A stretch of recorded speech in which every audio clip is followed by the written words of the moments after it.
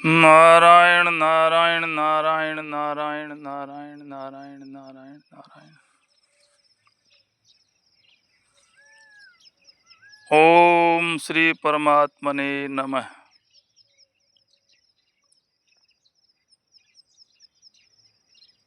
अपि चेत सुदुराचारो भजते माम अनन्य भाक साधु सेयम मनत्वे समेक व्यवस्थित ही सह। भगवान कहते हैं कि अतिशय दुराचारी भी अनन्य भाव से मेरी शरण होकर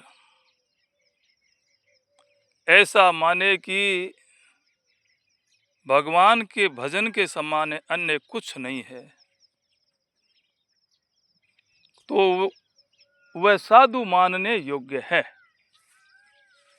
साधु मानने योग्य है वो।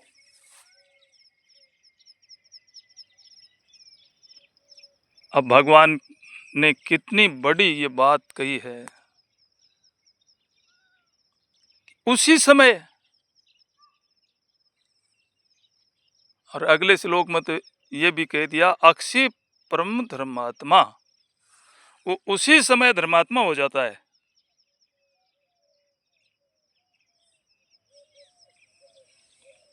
तो हम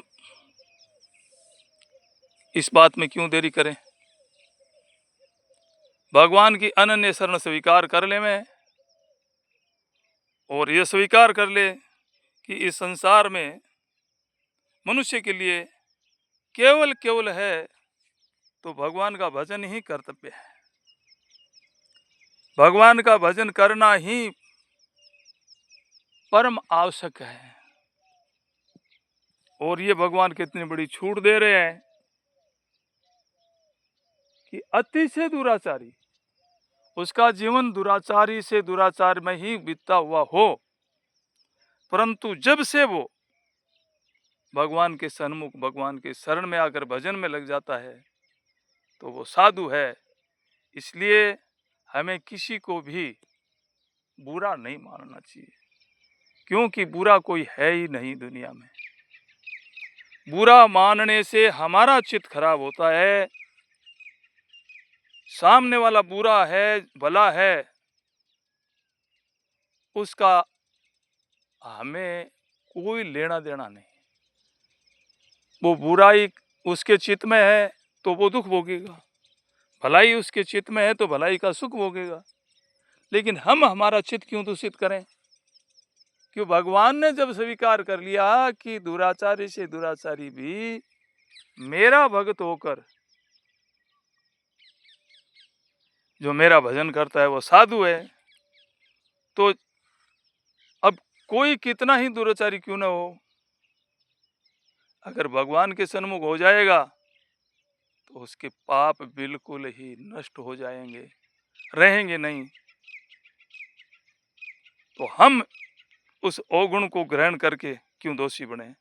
इसलिए भगवान कहते हैं कि वो शीघ्र ही धर्मात्मा हो जाता है और निश्चय पूर्वक ये सत्य जान कि मेरा भगत नष्ट नहीं होता, मेरा भगत नष्ट नहीं होता, यानी वो दुनिया के चक्कर में नहीं आता। इसलिए भगवान की इस बात को मानकर हमें इस बात पर दृढ़ निश्चय कर लेना चाहिए कि हमारा जीवन आज से पहले कैसे ही बीता हो, लेकिन अब तो हमें साधु ही होना है। साधु का मतलब ये नहीं है कोई भेखदार लिया वो साधु है। साधु के लक्षण है, जो साधु के लक्षण हमारे जीवन में आ जाएं हम साधु हो जाएं। भगवान कपिल ने अपनी माता देवती से ये उपदेश कहा था, उसमें साधु शब्द आया, तो साधु के लक्षण बताए उन्होंने।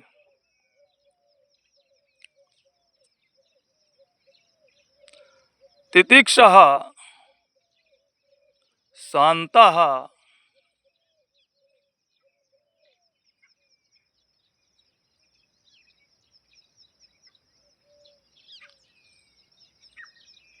अज्ञात शत्रुआ, ऐसे करके कई लक्षण बताए हैं